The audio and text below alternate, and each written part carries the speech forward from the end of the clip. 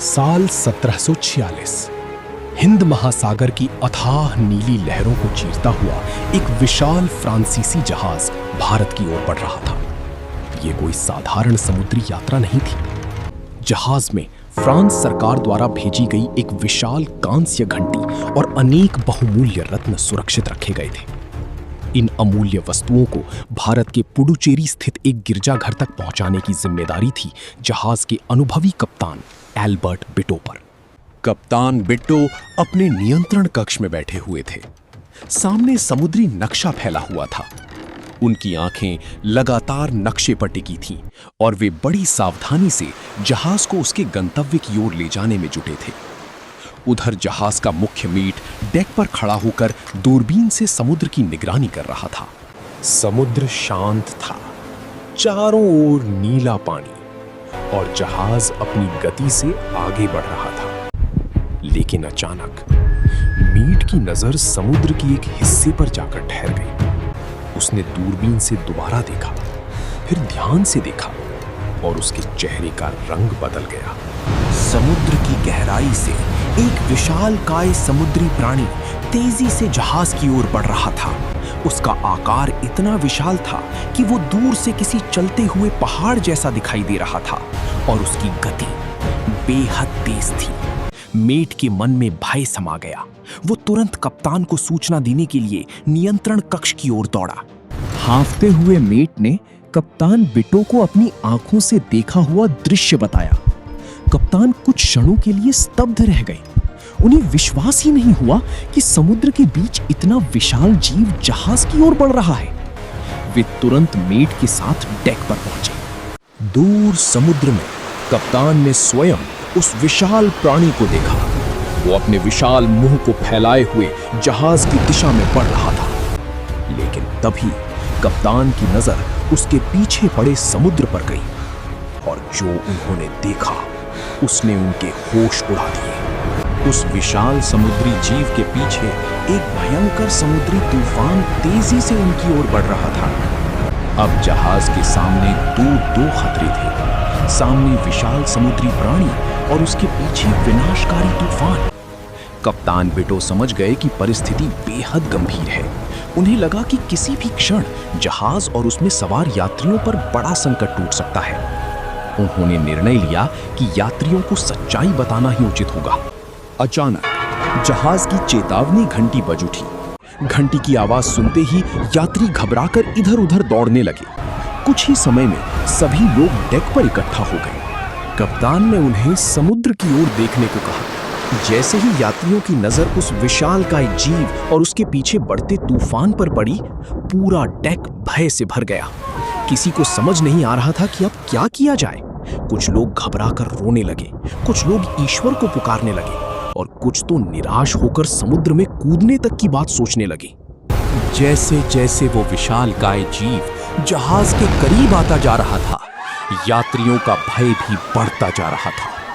ऐसा लग रहा था मानो मृत्यु स्वयं समुद्र की लहरों पर सवार होकर उनकी ओर बढ़ रही हो। लेकिन उसी जहाज पर एक ऐसा व्यक्ति भी था जिसके चेहरे पर इस भयावह परिस्थिति में भी घबराहट नहीं थी।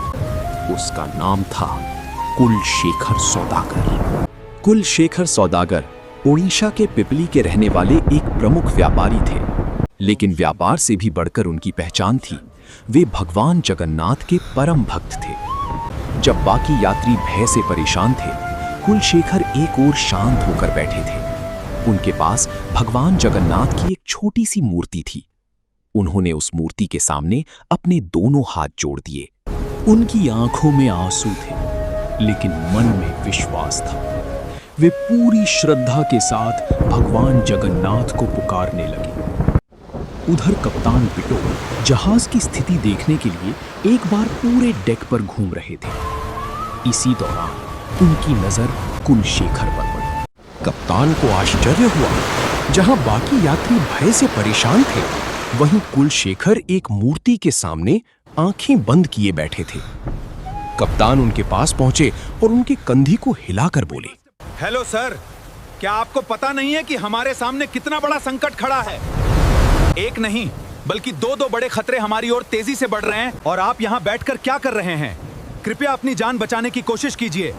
कुछ यात्री भी वहां इकट्ठा हो गए। सभी की नजर अब कुलशेखर पर थी। कुलशेखर ने शांत स्वर में कहा, कप्तान साहब, मैं इस संकट से अनजान नहीं हूं। मुझे पता है कि हमारे सामने कितना बड़ा खतरा है, लेकिन इस संकट से हमारी रक्षा करने वाला भी कोई है। कौन?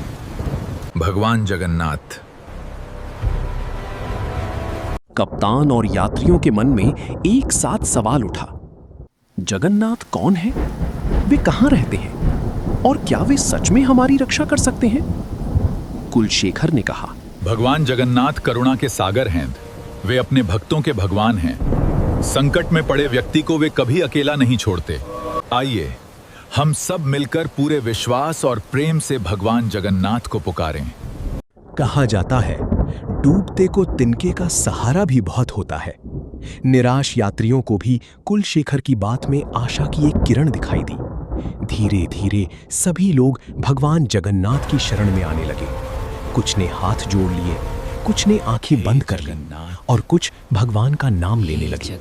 कप्तान बिटो भी इस समय तक पूरी तरह निराश हो चुके थे, लेकिन उन्होंने भी कुलशेखर के साथ हाथ जोड़ दिए। फिर कप्तान ने ऊंची आवाज में कहा, हे भगवान जगन्नाथ, हम नहीं जानते कि आप कहां हैं, लेकिन आज हम अपना विश्वास आप पर रखते हैं। हम आपकी शरण में हैं। कृपया इस भयंकर संकट से हमारी रक्षा कीजिए। पूरा जहाज एक साथ भगवान जगन्नाथ को पुकारने लगा, हे जगन्नाथ, हे प्रभु, हमारी रक्षा करो। और तभी कुछ ऐसा हुआ जिसकी किसी ने कल्पना भी नहीं की थी। समुद्र की ओर देखते हुए यात्रियों ने अचानक देखा, वो विशालकाय समुद्री प्राणी जो तेजी से जहाज की ओर बढ़ रहा था, अचानक अपनी दिशा बदलने लगा। वो जहाज की ओर आने के बजाय तेजी से दूसरी दिशा में चला गया। यात्री अवाक रह गए। जिस प्राणी को देखकर कुछ क्षण पहले सबकी सांसें थम गई थी, वो अब जहाज से दूर जा रहा था। और उसके बाद समुद्र में उठ रहे भयंकर तूफान की गति भी धीरे धीरे कम होने लगी। विशाल लहरें शांत होने लगी। डगमगाता हुआ जहाज धीरे धीरे स्थिर होने लगा। और सबसे बड़ी बात, जहाज को कोई बड़ा नुकसान नहीं हुआ। कुछ ही क्षण पहले जहां चारों ओर भय था, वहीं अब खुशी और आश्चर्य का वातावरण था। यात्रियों की आंखों में आंसू थे, लेकिन इस बार ये आंसू डर के नहीं, कृतज्ञता के थे। पूरा जहाज एक ही जय घोष से गूंज उठा, जय जगन्नाथ, जय जगन्नाथ, जय जगन्नाथ। सभी यात्री मानने लगे कि ये भगवान जगन्नाथ की ही कृपा थी जिसने उन्हें उस संकट से बचाया। इस घटना ने कप्तान अल्बर्ट बिटो के मन पर गहरा प्रभाव डाला। उन्होंने उस संकट में एक ऐसे विश्वास को देखा था जिसे वे पहले शायद समझ नहीं पाए थे। कुलशेखर का अटूट विश्वास और उसके बाद संकट का इस तरह टल जाना, कप्तान के लिए ये अनुभव जीवन भर न भूलने वाला बन गया। जहाज में जो विशाल घंटी और बहुमूल्य धन रत्न रखे हुए थे, कप्तान बिटो ने उन्हें भगवान जगन्नाथ को समर्पित करने का निर्णय लिया। उन्होंने वो विशाल घंटी और बहुमूल्य वस्तुएं पुरी के श्री जगन्नाथ मंदिर को दान कर दी। 1947 में भारत के स्वतंत्र होने के बाद फ्रांस सरकार ने इस घंटी को वापस लेने के लिए भारत सरकार को पत्र लिखा था। इसके उत्तर में भारत सरकार ने कहा था कि कैप्टन बिटो द्वारा स्वेच्छा से अर्पित की गई इस घंटी पर केवल श्री जगन्नाथ का अधिकार है। ये घंटी आज भी पुरी के श्री जगन्नाथ मंदिर के पश्चिमी द्वार स्थित नीलाद्री विहार संग्रहालय में सुरक्षित है। बंधुगण, ये कथा हमें केवल समुद्र में आए किसी संकट की कहानी नहीं सुनाती, ये हमें विश्वास की शक्ति के बारे में बताती है। जब मनुष्य के सारे उपाय समाप्त हो जाते हैं, तब सच्ची भक्ति ही उसके मन में आशा का दीप जलाती है। अगर आपको भगवान जगन्नाथ की ऐसी अद्भुत और रहस्यमयी कथाएं पसंद हैं, तो वीडियो को लाइक करें, चैनल को सब्सक्राइब करें और कमेंट में जरूर लिखें, जय जगन्नाथ।